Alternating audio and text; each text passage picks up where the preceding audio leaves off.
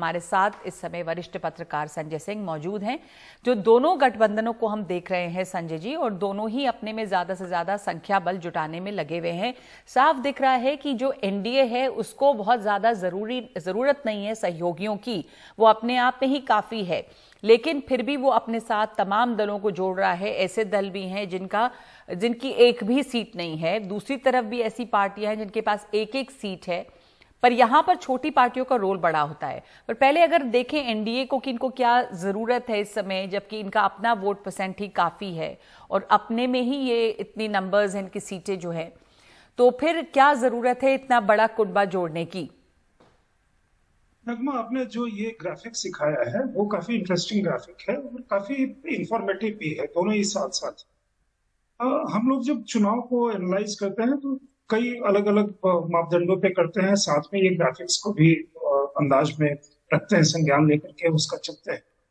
अगर आप देखेंगे तो चुनाव लड़ने के पहले की जो प्रक्रिया होती है उसमें एक तरह का साइकोलॉजिकल बैटल भी होता है। पब्लिक को आप किस तरह का मैसेज दे रहे हैं, अपने राइवल्स को किस तरह का मैसेज दे रहे हैं, राइवल खेमे को बता रहे हैं हम कितने मजबूत हैं, पब्लिक के बीच में ये बताना कि हम कितने मजबूत हैं। जब एनडीए 2014 या 2019 में भी जिस समय मैं चुनाव में गई थी, उस समय एक एनडीए के घटक के तौर पे गई थी बीजेपी। उसमें जो थी वो सेंट्रल पार्टी थी, एक ऐसी सेंट्रल पार्टी जो अपने साथ एक ऐसा पोल जो बाकी दूसरे को अट्रैक्ट करता है और अपने वोट को दूसरे पार्टी के साथ उसको मैक्सिमाइज करता है, फोर्स मल्टीप्लायर का काम करता है। और कई उसके जो बाकी पार्टनर्स हैं वो डिफरेंट अलग अलग एरियाज में वो फोर्स मल्टीप्लायर का काम करते हैं। जैसे पिछले चुनाव में दो पार्टियां जिसका अभी आपने जिक्र किया जो बीजेपी के साथ थी, समय में ऊपर है, जैसे जेडीयू। उसके पहले चुनाव में जेडीयू को अपने बूते पे 2 सीट आई थी और बीजेपी के साथ जब वो गए तो उनकी सीटें की संख्या 16 या 17 हो गई। महाराष्ट्र में उद्धव ठाकरे का गुट अब बिखर गया वो टूटने के बाद, लेकिन क्या अगर वो अकेले जाते तो उनकी संख्या क्या होती और आज की संख्या क्या होती? चुनाव की प्रक्रिया है, उस प्रक्रिया में बड़े पार्टी को यहाँ दो तौर पे मुझे लगता है बीजेपी की ये जो स्ट्रैटेजी रही होगी वो दो तरह की है। इसमें कोई संदेह नहीं कि हर रीजनल पार्टी किसी तरह के किसी गुट के, किसी अगर आप कहें जाति के या वर्ग के या जगह विशेष के, उसके एस्पिरेशन को वो एक तरह से सामने रिफ्लेक्ट करती है। जी। एक चीज वो है। दूसरी चीज ये है कि जब ये आरोप है कि मोदी अकेला वो चलते हैं और किसी को अपने साथ नहीं चलने देते और वो जहां चलते हैं सबको तहस नहस कर देते हैं, तो उसका आर्गुमेंट का एक जवाब ये है कि देखिए जी, मोदी सबको लेकर के चलते हैं, सरकार में भी उन्होंने जगह दे रखी थी, अनुप्रिया पटेल हो या रामदास अठावले हो, तो ये भले ही उनके पास वो संख्या नहीं है। हालांकि कांग्रेस उस चीज को भी क्रिटिसाइज करी है कि आप कह रहे हैं कि इतने सारे को लेकर के आप चले आए, वो क्या होगा। बट इस समय में संख्या के साथ एक जो साई ऑप्स की बात होती है, मेरे ख्याल से वो दोनों चीज का कॉम्बिनेशन है। इतने 36 को 38 को जुटाना, जो INDIA या इंडिया ही कहेंगे, INDIA क्या कहेंगे, इंडिया में जो संख्या 26 की बताई गई और वहां जो चीज कही गई, उसके अगर आप देखेंगे कि दोनों चीज का ये काउंटर। तो इसमें आपने सही कहा कि एक इसका बड़ा पॉजिटिव ये भी है कि कैसे सबको साथ लेके चल रही है बीजेपी या प्रधानमंत्री मोदी, तमाम छोटी पार्टियों को भी वो साथ लेके चल रहे हैं और पूरा कुनबा जो है वो जुड़ा हुआ है। मनीषा प्रियम हमारे साथ जुड़ गई हैं। ये साफ दिखता है मनीषा जी के जो एनडीए है उसमें कुल उसका वोट परसेंट अगर देखा जाए तो 39.8%, जिसमें बीजेपी का अकेले वोट शेयर 37.4%, यानी जो अन्य हैं कुल 38 पार्टियां 2.4% उनका वोट शेयर है। लेकिन इंडिया INDIA जो नया गठबंधन है, कुल 35.3% उनका वोट शेयर है, जिसमें कांग्रेस का 19.5 है। जो दूसरी पार्टियां हैं छोटी वो उनके लिए अहम होती हैं। तो ये जो दूसरा गठबंधन है उसमें जो दूसरी पार्टियां जो रीजनल पार्टीज हैं वो कितना बड़ा रोल प्ले कर सकती हैं इस गठबंधन की कामयाबी के लिए? जैसे TMC है, जैसे सपा है, DMK है, CPM है, JDU है, ये तमाम पार्टीज जो। नगमा जी, थोड़ा सा आवाज कटी बीच में, आप एक बार फिर से सार बताएंगे कि आपने प्रश्न? जी, मैं ये पूछ रही थी कि एनडीए के लिए तो ये साफ है कि बहुत ज्यादा जरूरत नहीं है एनडीए बीजेपी को दूसरे दलों की, जो बहुत सारे दल हैं वो इसके लिए जरूर हैं कि दिख रहा है कि प्रधानमंत्री सबको साथ लेकर चल रहे हैं और इतने सारे लोग साथ में हैं। पर जो दूसरा दल है INDIA, उसमें तो काफी अहम रोल निभा सकती हैं ये रीजनल पार्टीज। तो ये जो एक गठबंधन बना है विपक्ष का, उसमें एक ऐसी भी पार्टियां हैं जिनके पास अभी एक एक सीट है या कुछ के पास 0 सीट भी है, पर वो भी दल हैं जिनके पास अच्छा वोट परसेंट, उनका वोट परसेंट कांग्रेस के मुकाबले बहुत ज्यादा कम नहीं है। तो काफी अहम रोल प्ले करेंगी ये जो क्षेत्रीय दल हैं, वो बहुत इंपॉर्टेंट रहेंगे। देखिए, अभी सबसे पहले पक्ष की बात कर लूं। मैं यहाँ साफ साफ बोलना चाहती हूँ कि प्रधानमंत्री सभी छोटे दलों को, अन्य दलों को, राज्यों को साथ लेके चल रहे हैं। इसके बावजूद भी वो सबसे बड़े वोट कैचर एनडीए के हैं। वो अकेले ही उनकी एक छवि है, और अब उनकी जो छवि है वो एक परफॉर्मर की छवि है।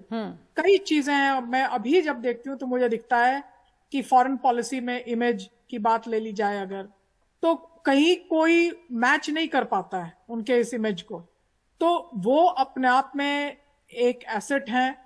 राज्यों में भी वो जब कैंपेन करते हैं तो यहां तक लोग कह जाते हैं कि राज्य के चुनाव वो हार भी जाए तब भी उनकी एक अपनी छवि है और लोग उमड़ते हैं, उनकी बात सुनते हैं। तो वो एक सबसे बड़ा एसेट तो बीजेपी का है और एनडीए का है, दोनों का ही है। जहां तक अन्य दूसरा जो घटक बना है अभी, जिसने अपना नाम I.D.D.I.A रखा है इंडिया के नाम पर, वो छोटे छोटे दल हैं।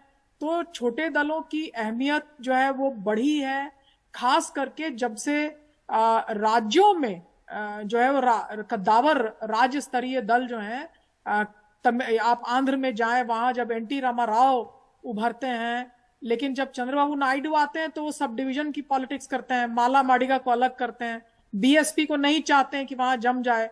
तो आप तमिलनाडु चली जाएं, तमिलनाडु में आप देखिए कितने छोटे छोटे एआईएडीएमके और डीएमके दो पोल रहे, लेकिन पत्तली मटकल कच्ची वीडीएमके, तो इस तरह से वाइको एक बड़े नेता बनते हैं। तो छोटी छोटी जातियां जो पिछड़ी जातियों में से ही हैं, उन्होंने अपने असर्टिवनेस और रिप्रेजेंटेटिव पॉलिटिक्स को जमाने के लिए निषाद दल जैसे है। तो इस तरह से संजय निषाद नेता थे बहुत बड़े। तो इस तरह से छोटे दलों ने अपनी अहमियत जो है वो दिखाने के लिए क्षेत्रीय, राज्य वाला इलाका भी नहीं, क्षेत्रीय इलाकों में ऐसा किया। तो इनकी अपनी अहमियत है, उनको अधिकार है, वो जुड़ रहे हैं, प्रधानमंत्री के साथ भी कुछ जुड़ रहे हैं, कुछ उधर भी जुड़ रहे हैं। तो वो भी इसमें एक रंग दिखाएंगे, और भारत के लोकतंत्र की जो विविधता है वो इधर भी दिखेगी और उधर भी दिखेगी। और ये सही है कि भारतीय लोकतंत्र का एक बड़ा आधार जो है वो भारत की विविधता है, भारत का संघीय ढांचा है। ज्यादा कद्दावर मुख्यमंत्री उधर है, लेकिन एक परफॉर्मर प्रधानमंत्री इधर है, छोटे दल इधर भी हैं और उधर भी हैं। तो बराबर की लड़ाई। और उधर के जो छोटे दल हैं वो ज्यादा मैटर करेंगे या उनका रोल काफी अहम होगा वोट के लिए? अगर आप जैसे हम बताइए कि संजय निषाद से हाँ, यदि मैं तमिलनाडु में कैंपेन कराऊं तो क्या होगा, संजय निषाद से केरल के मछुआरों में कैंपेन कराऊं तो क्या होगा? तो उत्तर तो देखिए, मैं निराश नहीं करना चाहती, लेकिन छोटे दल अपनी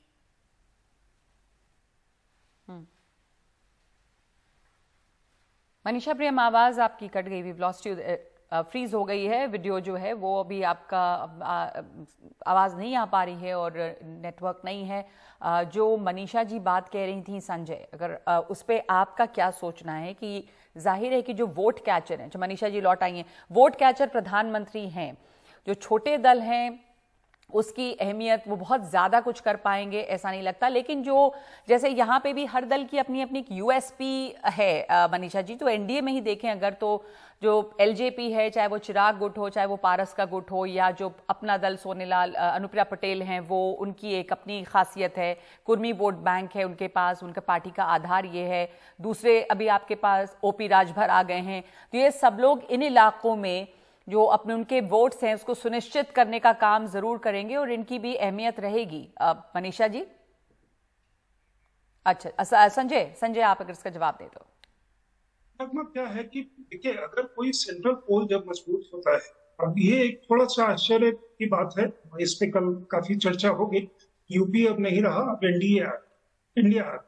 तो जब इंडिया आ गया, और साथ में ये भी हमने देखा कि राहुल गांधी, जो खबरों में था कि राहुल गांधी और मल्लिकार्जुन खड़गे दोनों ने कहा कि वो प्राइम मिनिस्ट्रियल दावेदार के लिए अपना कोई भी दावा नहीं देंगे। ये इसलिए अहम हो जाता है कि कांग्रेस अगर सेंट्रल पोल में नहीं है, ऑपोजिशन की, मान लीजिए हाइपोथेटिकली कि वो किसी तरह की इस तरह के पोजीशन में आती है कि कोई अल्टरनेट सरकार बनती है, कांग्रेस के बिना या भाजपा के बिना कोई भी सरकार कभी भी बनी तो वो सरकार नहीं थी। दूसरी चीज ये है कि मान लीजिए कि कांग्रेस की स्थिति कमजोर है तो हर पार्टी आकर के बार्गेन कर ले रहा है। आप देखिए जैसे दिल्ली में अरविंद केजरीवाल ने कांग्रेस का साथ क्या किया। वर्चुअली दिल्ली के पूरे प्रदेश के जो नेता हैं, जो भी इनके कद्दावर यहाँ के नेता थे, वो खुलेआम खुल करके सारी चीज को पक्ष को रख रहे थे कि क्यों हमें साथ नहीं चलना चाहिए। 15 साल शीला दीक्षित जी ने अच्छी सरकार चलाई और इसके बाद ये कन्फ्रंटेशन हुआ तो हमें कांग्रेस का साथ नहीं देना चाहिए। पंजाब में प्रताप सिंह बाजवा ने यही बात कही, लेकिन उसके बाद भी अरविंद केजरीवाल की पार्टी ने काफी अग्रेसिव है और उसके बाद कांग्रेस बेंड बैकवर्ड जाकर के उनके साथ हाथ मिला ली। जैसे वेस्ट बंगाल में वहां का जो यूनिट है ममता बनर्जी के साथ हाथ मिलाने को काफी खिलाफ है। पंचायत इलेक्शन में इतना कुछ हुआ जो हमने देखा, लेकिन अधीर रंजन की बात, चौधरी की बात नहीं सुन करके, मतलब सोनिया गांधी बगल में बैठ करके उनको तवज्जो दे रही थी। बार्गेनिंग चिप जो है दूसरी पार्टियों का, वो सेंट्रल पार्टी अगर वीक होती है, दूसरे जो अल्टरनेट अलायंस या पोलर अलायंस या जो भी अलायंस है उसमें जब वो वीक होती है तो दूसरे का बार्गेनिंग चिप काफी बढ़ जाता है।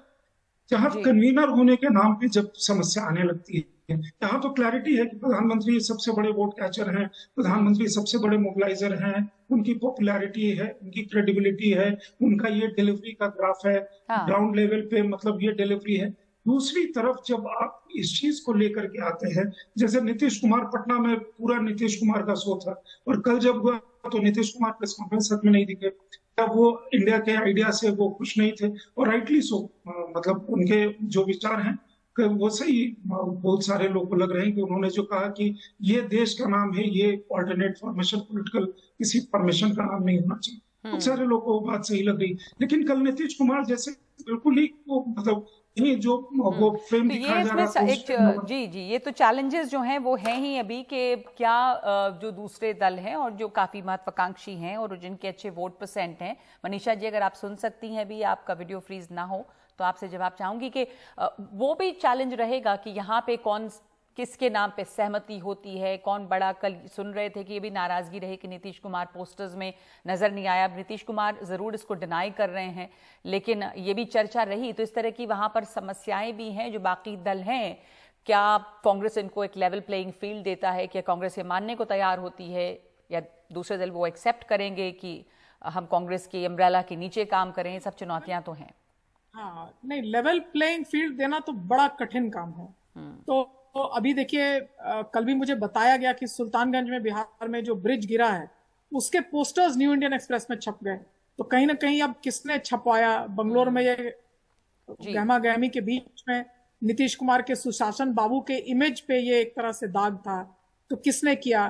तो इस तरह से अगर कानाफूसी होती रहेगी तो कोई ना कोई कद्दावर नेता, क्षेत्रीय नेता हैं, उनकी अपनी ईगोज हैं, उनकी अपनी एक तरह से इमेज है जिसको वो बहुत पसंद करते हैं, तो ये खींचातानी तो रहेगी। लेकिन सबसे बड़ी जो रस्साकशी है वो ये रहेगी कि इन सब को देखिए, नीतीश कुमार नाराज भी यदि हो जाते हैं तो उनको सीट एडजस्टमेंट आरजेडी से करना है। कांग्रेस से उनको क्या लेना देना है? एक तरह से कांग्रेस से उनको अगर कुछ लेना देना है तो वो फिर प्रधानमंत्री पोस्ट के लिए कोई बात अगर हो रही हो, वो एकदम एक फ्यूचर है, वो आज तो आया नहीं है और मुश्किल भी लगता है, तो उनको क्या दिक्कत होगी? अब नीतीश कुमार का सेकंड रोल होगा वो मीडिएटर का होगा। और सबसे कठिन लड़ाइयां जो होने वाली हैं वो ममता बनर्जी और कांग्रेस में होने वाली है। अधीर रंजन चौधरी अपने आप को सेकंड नहीं मानते और सीपीएम जो है खास करके वो ममता बनर्जी को बिल्कुल कहती है कि तो बीजेपी की बी टीम रही, इन्होंने ही बीजेपी को बढ़त दे दिया। तो ये एक लड़ाई होने वाली है। आम आदमी जहां तक सवाल है वो क्यों मान जाएगी? तो इसमें यदि मीडिएटर का रोल नीतीश कुमार कर पाते हैं तो वो शायद एक दूसरा, तो नीतीश कुमार से ये उम्मीद भी रहेगी। और ये बड़ा एक जटिल सा त्रिकोण जिसकी आपने चर्चा की कि ये हैं यहाँ पर, जिसमें कि दो तो यही लोग हैं, आम आदमी पार्टी है और ममता बनर्जी हैं, किस तरह से मानते हैं। तो ये भी है कि जो चुनौतियां हैं वो ये हैं, और जो दूसरी पार्टियां सब साथ आई हैं उनमें से बहुत सारी पार्टियां जिनके पास एक एक सीट है, कुछ के पास 0 सीटें हैं, और ये दोनों खेमे में है। एनडीए में तो ये ज्यादा ही है, और यहाँ पर जो नया खेमा बना है उसमें भी ऐसी बहुत सारी पार्टियां हैं। पर कुछ पार्टियां वो भी हैं जिनके पास अच्छी खासी सीट है और कांग्रेस से बहुत ज्यादा फासला नहीं है उनके वोट परसेंटेज में। तो धन्यवाद आप दोनों का।